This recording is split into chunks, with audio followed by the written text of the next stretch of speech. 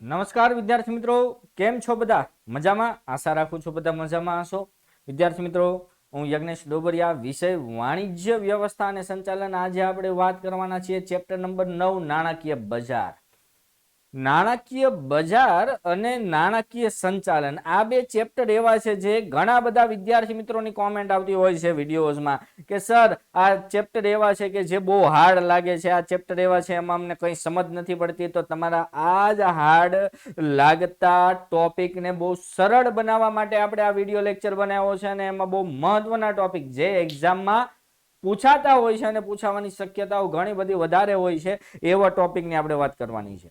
હવે નાણાં બજારના સાધનો, પહેલી એક વસ્તુ જણાવી દઉં કે ભાઈ આ નાણાં બજારના જે સાધનો છે એ સાધનો એક્ઝામમાં એક સાથે કોઈ દિવસ નથી પૂછાતા.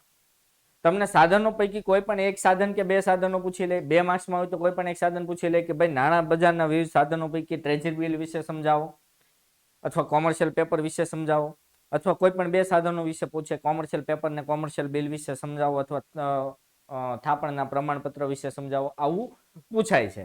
ઓકે, મતલબ કે તમારું કામ થોડુંક આસાન થઈ જાય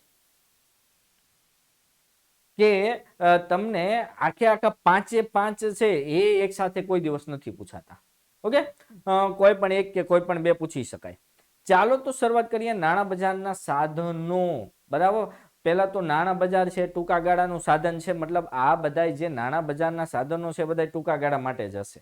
ઓકે, તો સૌથી પહેલું જે સાધન છે ટ્રેઝરી બિલ, જે 3 માર્ક્સમાં આપણે એક્ઝામમાં પૂછાય છે અને પૂછાઈ ગયું પણ હશે. બરાબર, જૂના પેપર હોય તો થોડાક તેજ ઉઠલાઈ જોજો એટલે તમને ખબર પડી જશે. Treasury bill. Okay, treasury bill Bharat સરકાર વતી રિઝર્વ બેંક ઓફ ઇન્ડિયા બહાર પાડે, આરબીઆઈ બહાર પાડે. પહેલી વસ્તુ એક કહી દઉં કે ભાઈ જરૂર રૂપિયાની કોને છે, તો કે ભારત સરકારને છે. પૈસાની જરૂર ભારત સરકારને છે, પણ એક રૂલ્સ હોય, એક રેગ્યુલેશન હોય, કોઈ પણ દેશ ચલાવવા માટેના અમુક ફંક્શન હોય, અમુક નિયમો હોય. તો ભારત સરકાર ભાઈ પ્રજા પાસેથી ડાયરેક્ટ એમ ન કહે લાવો ભાઈ પૈસા હાલો ઘટે છે. તો ભારત સરકારને જ્યારે નાણાંની જરૂર પડે ત્યારે શું કરે? આરબીઆઈને કહ્યું કે ભાઈ ટ્રેઝરી બિલ બહાર પાડો, મારે નાણાંની જરૂર છે. તો જરૂર ભારત સરકારને છે નાણાંની, પણ બહાર કોણ પાડે છે? Reserve bank of India, RBI બહાર પાડે છે. ટ્રેઝરી બિલની પરિપક્વતા એટલે કે મેચ્યોરિટી ટાઈમ કેટલો હોય? 91 દિવસ, 182 દિવસ અથવા 364 દિવસ. બરાબર, એટલે કે ભાઈ સરકાર કાં તો 91 દિવસના ટ્રેઝરી બિલ બહાર પાડી શકે, 182 દિવસના અથવા 300 ગુણ્યા 2 જ કરવાના. 91 ગુણ્યા 2 182, 182 ગુણ્યા 2 364. એટલે 91 યાદ રાખો તો બાકીના દિવસો તમને ઓટોમેટિક કાઉન્ટ કરી શકો. ઓકે, તો સરકાર પોતાની જરૂરિયાત મુજબ ટ્રેઝરી બિલ બહાર પાડતી હોય. 91 દિવસને બહાર પાડે, 182 ને બહાર પાડી શકે, 364 દિવસના. જેટલા દિવસના ટ્રેઝરી બિલ બહાર પાડ્યા છે એટલા દિવસ પૂરા થાય એટલે તમને તમારી રકમ છે પાછી આપી દે. હવે જે શબ્દ છે એ તમારા મગજને થોડોક હચમચાઈ નાખે કે આ શું છે, કઈ સમજ ન પડીશ. ટ્રેઝરી બિલ એ શૂન્ય કૂપન બોન્ડ છે. શૂન્ય કૂપન બોન્ડ એટલે શું? બરાબર, શૂન્ય કૂપન બોન્ડ એટલે કે ટ્રેઝરી બિલ ઉપર વ્યાજ નથી ચૂકવાતું. શૂન્ય કૂપન, વ્યાજ ન ચૂકવાય. તો તમને એમ થાય સાહેબ ટ્રેઝરી બિલ ઉપર વ્યાજ નથી ચૂકવાતું તો આપણે ટ્રેઝરી બિલ શું કામ ખરીદવા જોઈએ? વ્યાજ જ નથી ચૂકવાતું તો આપને શું મળે? હે, આપને શું મળવાનું છે? તો હું કામ ખરીદવા જોઈએ? પણ સાંભળો તો ખરા ભાઈ, પિક્ચર તો અભી બાકી મેરે દોસ્ત. વ્યાજ નથી ચૂકવાતું પણ વટાવે બહાર પાડવામાં આવે, મૂળ કિંમતે પરત કરવામાં આવે. આ બેનો જે ડિફરન્ટ છે ને એ ડિફરન્ટ એ રોકાણકાર માટે પ્રોફિટ બની જાય છે. એક એક્ઝામ્પલ એ કે ભાઈ ટ્રેઝરી બિલ છે એની મૂળ કિંમત છે 5 લાખ. મૂળ કિંમત કેટલી છે? 5 લાખ. પણ સરકાર એને વટાવે બહાર પાડે છે અને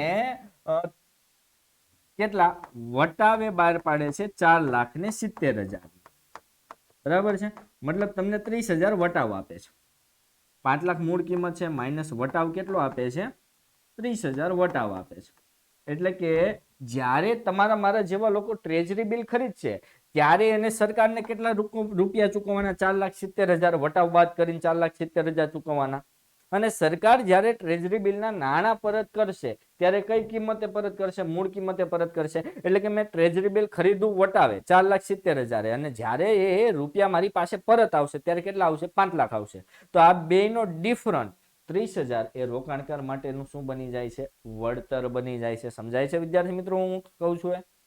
ફોર એક્ઝામ્પલ, કોઈ વસ્તુ છે એ 10,000 છે પણ તમને વેપારી 8,000 આપે છે અને તમને એમ કહે છે કે 6 મહિના પછી આ વસ્તુ દઈ જજો, હું તમને 10,000 રૂપિયા આપીશ. તમે લીધી 8 પાછી દેવા જશો ત્યારે 10 મળશે, તો બેનો ડિફરન્ટ 2,000 તમારો નફો થયો. સેમ અહીંયા એવું જ છે. ટ્રેઝરી બિલ ખરીદા 4,70,000 જ્યારે એની પરિપક્વતાનો સમયગાળો ફોર એક્ઝામ્પલ 182 દિવસનો છે, તો 182 દિવસ પૂરા થશે એટલે સરકાર તમને 5 લાખ રૂપિયા આપશે. તમે ખરીદા ત્યારે 4,70,000 આપ્યા હતા, પાછા કેટલા મળ્યા? 5 લાખ. તો બેનો ડિફરન્ટ 3 લાખ રૂપિયા એ તમારો નફો કહેવાય, વળતર કહેવાય. ટ્રેઝરી બિલનું અન્ય નામ છે ટી બિલ્સ. આ પણ યાદ રાખજો, 1 માર્ક્સમાં પૂછાય. So first of all treasury bill clear. આટલું ક્લિયર થઈ ગયું, 3 માર્ક્સ આવી ગયા. બોલો, એકદમ સિમ્પલ વસ્તુ છે કે નહીં? બરાબર, આમાં કોઈ હાર્ડ નથી, વેદપાત ભણવાના નથી, બહુ સિમ્પલ ટોપિક છે. સેકન્ડ ટોપિક છે કોમર્શિયલ પેપર. 1980 પછી સમગ્ર વિશ્વમાં કોમર્શિયલ પેપર લોકપ્રિય બન્યા છે. આ પણ આપણે 1 માર્ક્સમાં પૂછાય કે કોમર્શિયલ પેપર ક્યારથી સમગ્ર વિશ્વમાં લોકપ્રિય બન્યા છે? તો કે 1980 પછી. 1980 પછી કોમર્શિયલ પેપર સમગ્ર વિશ્વમાં લોકપ્રિય બન્યા અને આરબીઆઈ 1990 જાન્યુઆરી 1990 આરબીઆઈએ ભારતમાં સૌપ્રથમવાર કોમર્શિયલ પેપર બહાર પાડ્યા. ઓકે, 1980 પછી સમગ્ર વિશ્વમાં લોકપ્રિય બન્યા. જાન્યુઆરી 1990 આરબીઆઈએ બહાર પાડ્યા. કોમર્શિયલ પેપર કેવા છે? બિનસલામત છે. બિનસલામત, ટૂંકા ગાળાની વચન ચિઠ્ઠી જેવો દસ્તાવેજ છે. ઓકે, બિનસલામત છે. બિનસલામત મતલબ અહીંયા કોમર્શિયલ પેપરમાં શું હોય ખબર? કંપનીઓ છે એક તમને વચન ચિઠ્ઠી આપી દે. વચન ચિઠ્ઠી મતલબ પૈસા ચૂકવવાનું વચન આપતી ચિઠ્ઠી, કે આથી દાખલા તરીકે કંપની છે રિલાયન્સ, તો રિલાયન્સ કંપની તમને બાહેંધરી એટલે કે વચન આપે છે કે ભાઈ તમે જે 50,000 રૂપિયાના કોમર્શિયલ પેપર ખરીદ્યા છે એ પાકતી મુદતે વ્યાજ સહિત અમે ચૂકવી આપવાની ખાતરી આપીએ છીએ. આવી એક વચન ચિઠ્ઠી આપે. બરાબર છે, પણ એ બિન સલામત છે, ટૂંકા ગાળાની વચન ચિઠ્ઠી છે. કદાચ કંપની તમને પાકતી મુદતે તમારા રૂપિયા ન ચૂકવે તો કાંઈ ન થાય, તમારા રૂપિયા ગયા નાઈ લેવાનું. ખાલી એક કંપનીની ચિઠ્ઠી ઉપર ભરોસો છે તમને, તો તમે રૂપિયા રોકો. આ કોમર્શિયલ પેપર છે. એટલે કોમર્શિયલ પેપર કોઈ વિજય માલ્યા જેવા બહાર ન પાડી શકે, કારણ કે લોકોને ખબર છે આ ઉઠી જવાનું. આમાં 50,000 રૂપિયાનું કોમર્શિયલ પેપર ખરીદા તો આપણે 1 રૂપિયા પાછો નહીં આવે. એટલે ઊંચી શાખ પાત્રતા ધરાવતી કોર્પોરેટ સંસ્થા હોય જેમની નાણાકીય પરિસ્થિતિ બહુ સદ્ધર છે, સારી છે, L&T છે, રિલાયન્સ છે, વિપ્રો છે, TCS છે, આવી કંપનીઓ છે એ કોમર્શિયલ પેપર બહાર પાડે. અને કોમર્શિયલ પેપરમાં શું હોય કે ખાલી તમને વચન ચિઠ્ઠી જ આપે કે ભાઈ પાકતી મુદતે અમે તમારા પૈસા વ્યાજ સહિત આપી દેશું. બરાબર છે, એ ચિઠ્ઠી જ તમારો દસ્તાવેજ. ઇન કેસ કંપની પૈસા ન ચૂકવે તો ભાઈ તમારી પાસે કંપનીની કોઈ મિલકત નથી કે વેચીને તમારા રૂપિયા રિકવર કરી લેશો. એટલે કોમર્શિયલ પેપર હસ્તાંતરણીય છે એવું નથી, હસ્તાંતરણીય છે. મેં 50,000 કોમર્શિયલ પેપર ખરીદા, હવે મારે કોઈ વ્યક્તિને 50,000 આપવાના છે તો એની જગ્યાએ હું કોમર્શિયલ પેપર આપી દઉં તો ચાલે? એ વ્યક્તિને કંપની પૈસા આપી દેશે, એ ત્રીજાને આપે તો બરાબર. કોમર્શિયલ પેપર હસ્તાંતરણીય હોય છે. આગળ વધીએ. કોમર્શિયલ પેપર 5 લાખ અને એના ગુણાંકમાં વટાવે બહાર પાડવામાં આવે. 5 લાખ અને એના ગુણાંકમાં વટાવે એટલે કે 5 લાખ, 10 લાખ, 15 લાખ, 20 લાખ, 25 લાખ, 30 લાખ, આ રીતે 5 લાખના ગુણાંકમાં અને એ વટાવે બહાર પાડે. સેમ ટ્રેઝરી બિલ જેવું. બરાબર. જે નાણાકીય કંપનીઓ કે નાણાકીય સંસ્થાઓની સ્થિતિ સદ્ધર છે એ ઓછામાં ઓછા 7 દિવસ ને વધુમાં વધુ 1 વર્ષ માટે કોમર્શિયલ પેપર બહાર પાડે. એટલે કોમર્શિયલ પેપરનો સમયગાળો યાદ રાખજો, minimum 7 days, maximum 1 year. Commercial પેપરના અન્ય નામ છે finance paper, industrial paper, corporate paper. 1 માર્ક્સમાં પૂછાતો મોસ્ટ આઈએમપી પ્રશ્ન છે, કોમર્શિયલ પેપરને અન્ય કયા કયા નામે ઓળખવામાં આવે છે? તો કોમર્શિયલ પેપરને અન્ય financial paper, industrial paper, corporate paper, આવા અન્ય અલગ અલગ નામે ઓળખવામાં આવે છે. ત્રીજું, થાપણનું પ્રમાણપત્ર. બરાબર, બહુ સિમ્પલ પોઈન્ટ છે થાપણનું પ્રમાણપત્ર, બહુ મજા આવે એવો પોઈન્ટ છે. તો થાપણનું પ્રમાણપત્ર જેને આપણે સર્ટિફિકેટ ઓફ ડિપોઝિટ પણ કહેવાય. થાપણનું પ્રમાણપત્ર કોણ બહાર પાડી શકે? તો વેપારી બેંકો, બરાબર, શેડ્યુલ વેપારી બેંકો હોય ને એ, અને નાણાકીય સંસ્થાઓ. નાણાકીય સંસ્થાઓ એટલે કે બજાજ ફાઇનાન્સ છે, મુથુટ ફાઇનાન્સ છે, એવી ફાઇનાન્શિયલ કોર્પોરેશન છે, એ બહાર પાડી શકે. ટૂંકમાં બેન્કિંગ રિલેટેડ ધંધો, નાણાં વ્યાજ આપવાનો ધંધો કરતા હોય એવી કંપનીઓ બહાર પાડી શકે, બેંકો બહાર પાડી શકે. ઓકે, તો થાપણનું પ્રમાણપત્ર અને બેંકમાં મૂકેલી બાંધી મુદતની થાપણની રસીદ આ બે અલગ છે. તો એક્ઝામમાં તમને આ પ્રશ્ન પૂછાય છે કે ભાઈ થાપણનું પ્રમાણપત્ર એ બાંધી મુદતની થાપણની રસીદથી કઈ રીતે અલગ પડે છે, સમજાવો.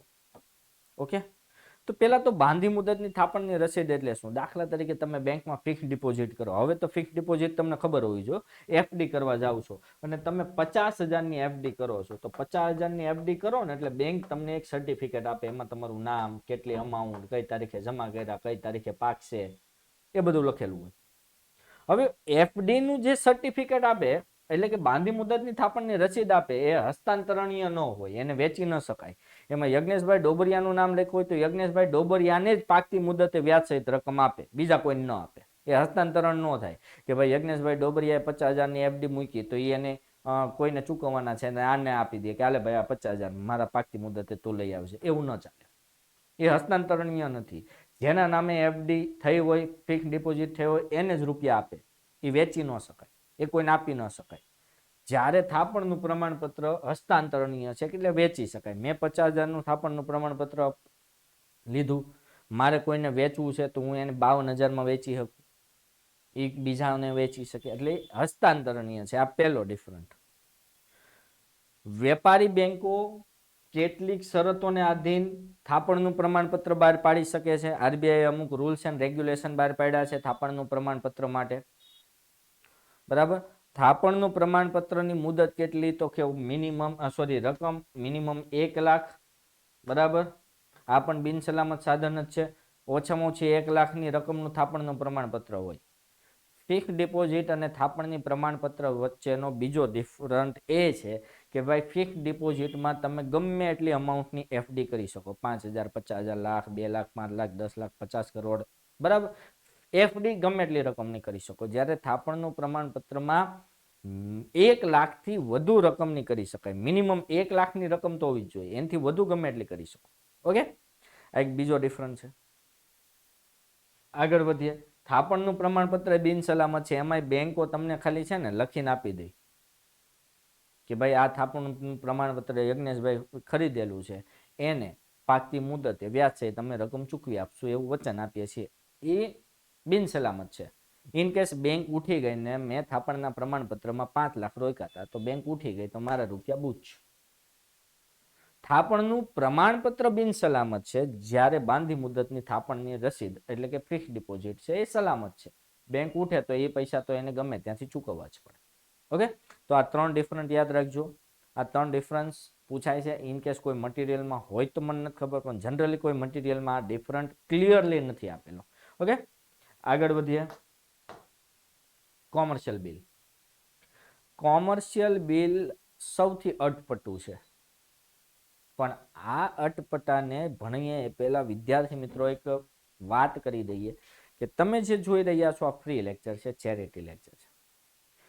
હવે ઘણા બધા એવા વિદ્યાર્થીઓ છે જેમને યુથ વિદ્યાકુલ વિશે ખબર નહોતી, ક્યાંકથી સર્ચ મારીને આ ચેનલ પર આવ્યા, લેક્ચર જોયો, પેડ કોર્સ વિશે માહિતી મેળવી અને ત્યારે ને ત્યારે પેડ કોર્સમાં જોડાઈ ગયા. એવા ઢગલાબંધ વિદ્યાર્થીઓ છે.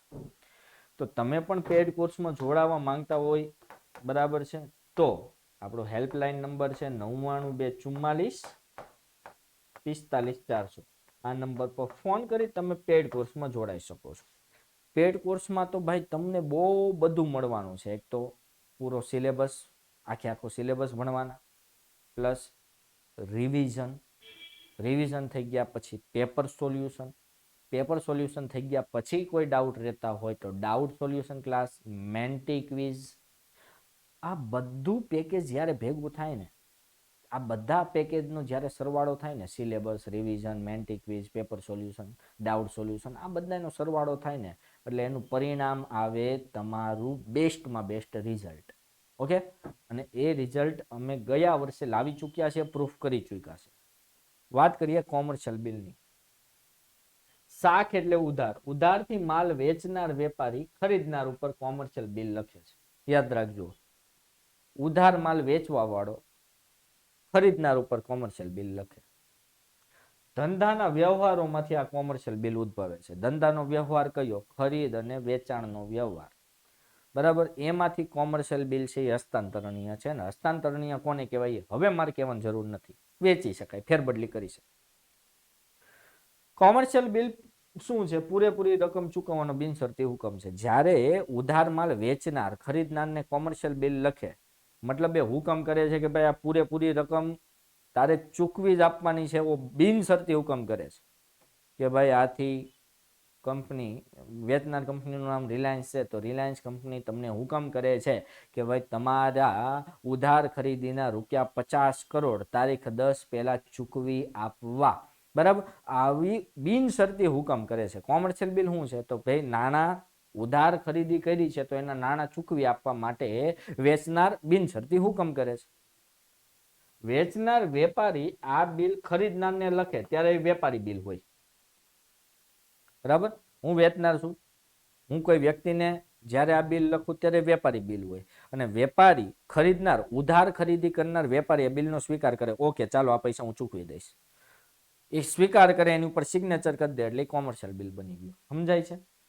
જ્યારે ઉધાર વેચનાર વેપારી ખરીદનારને આ બિલ લખે છે ત્યારે વેપારી બિલ છે, સામેવાળો એનો સ્વીકાર કરે એટલે એ કોમર્શિયલ બિલ બની જાય. કોમર્શિયલ બિલની મુદત 30, 60 ને 90 દિવસ.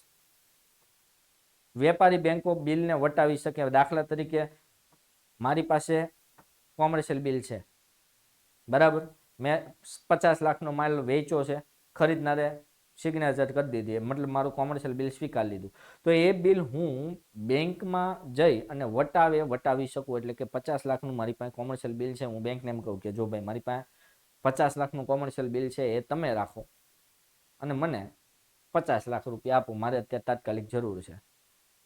આ કોમર્શિયલ બિલ તો 60 દિવસ પછી પાકે એમ છે, પણ મારે અત્યારે જરૂર છે. તો બેંક શું કરશે?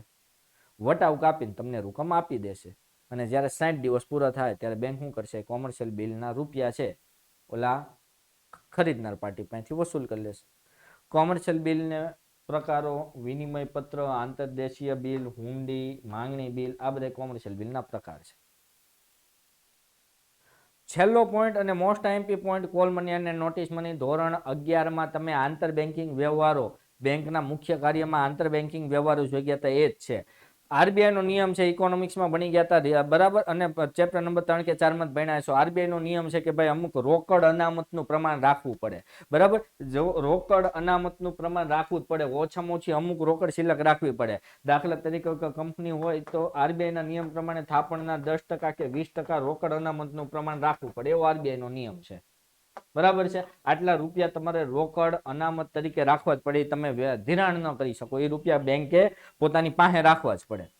તો આવી રોકડ અનામત, દાખલા તરીકે એસબીઆઈ બેંક છે અને રોકડ અનામત તરીકે 60 કરોડ રૂપિયા જાળવવાના છે, બરાબર છે. તો ઘણી વાર કેવું થાય કે બેંકમાં પૈસા જમા કરાવવા વાળા કરતા ઉપાડવા વાળા વધી જાય, અને ઉપાડવા વાળા વધી જાય તો એને શું કરવું પડે? કઈ ઉપાડવા વાળા ના ન પાડી શકે, તો ભાઈ એની રોકડ અનામત માંથી પણ ઉપાડવા વાળાને તો રૂપિયા આપવા જ પડે. તો એસબીઆઈ ને 60 કરોડ રૂપિયા રોકડ અનામત માટે રાખવાના હતા, પણ એની પાસે 50 કરોડ જ વધ્યા. એને એના રોકડ અનામતમાંથી 10 કરોડ રૂપિયા જે ગ્રાહકો પૈસા લેવા આવ્યા હતા એને આપવા પડ્યા. તો એસબીઆઈ ને 10 કરોડની ઇમરજન્સી જરૂર પડે આરબીઆઈ ના નિયમ પ્રમાણે. તો એસબીઆઈ શું કરશે? આરબીઆઈ નો સંપર્ક કરશે કે ભાઈ અમારે 10 કરોડની જરૂર છે. આરબીઆઈ તો બેંકોની બેંક છે, તો આરબીઆઈ શું કરશે? એવી બેંકો શોધશે, એવી બેંકનો સંપર્ક કરશે જેની પાસે વધારે નાણાં પડ્યા છે. દાખલા તરીકે એચડીએફસી બેંક છે, એની પાસે વધારાના નાણાં પડ્યા છે, તો આરબીઆઈ શું કરશે? પોતાના એજન્સીઓ, જે પેલી ગાડીઓ હોય ને જારીવાળી ગાડી, એ આરબીઆઈ દ્વારા નિયુક્ત કરેલી એજન્સી છે, એનું કામ હું એક જગ્યાએ બીજી જગ્યાએ પૈસા ટ્રાન્સફર કરવા. આરબીઆઈ એજન્સીને કહેશે કે ભાઈ એચડીએફસી પાસેથી 10 કરોડ લઈ અને એસબીઆઈને આપી દો, બરાબર.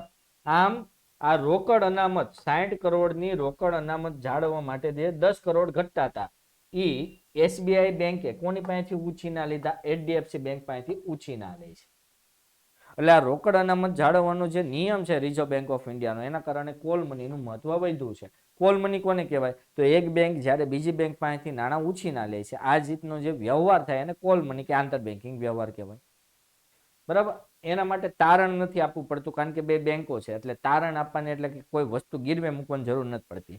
એસબીઆઈએ 10 કરોડ રૂપિયા એચડીએફસી પાસે મેળવવા માટે કઈ 10 કરોડની કોઈ મિલકત ગીરવે ન મૂકવી પડે, કારણ કે બે બેંક જ છે. એટલે બે પ્રતિષ્ઠા ધરાવતી સંસ્થાઓ છે, વિશ્વસનીય સંસ્થાઓ છે, એટલે તારણ ન મૂકવી પડે. ઓકે. જો એક દિવસ માટે એક બેંક બીજી બેંક માંથી નાણાં ઉછીના લે તો એને કહેવાય કોલ મની. બરાબર છે. અને કોલ મની માર્કેટમાં બેંકો જ ભાગ લેતી હોય, એક બેંક જ બીજી બેંકને નાણાં ઉછીના આપે. અહીંયા નાણાં ઉછીના આપનાર પણ બેંક છે, લેનાર પણ બેંક છે, એટલે આને આંતર બેન્કિંગ કોલ મની કહેવાય, ઇન્ટર બેન્કિંગ કોલ મની કહેવામાં આવે છે. જો એક દિવસ માટે એટલે કે 24 કલાક માટે એક બેંક બીજી બેંકને નાણાં ઉછીના આપે તો એને કોલ મની કહેવાય, અને 2 થી 14 દિવસ માટે નાણાં ઉછીના આપવામાં આવે કે લેવામાં આવે તો એને નોટિસ મની કહેવાય. ઓકે. તો વિદ્યાર્થી મિત્રો, આ એક હાર્ડ લાગતો ટોપિક હતો, પણ બહુ સિમ્પલ રીતે તમે સમજી ગયા હશો એવી હું આશા રાખું છું. અને જો સમજ પડી ગઈ હોય તો ભાઈ એક લાઈક તો બનતા હે, તો લાઈક કરી દો, તમારા મિત્રો સાથે શેર કરી દો, ચેનલને સબસ્ક્રાઇબ કરી દો, અને હા, સાથે સાથે પેડ કોર્સમાં જોડાવાની ઈચ્છા હોય તો બહુ ઝડપથી જોડાઈ જજો, કારણ કે નેક કામ મેં દેરી નહીં કરતે. ચાલો તો વિદ્યાર્થી મિત્રો, રજા લઈએ. Thank you. Have a good day. જય હિન્દ, જય ભારત.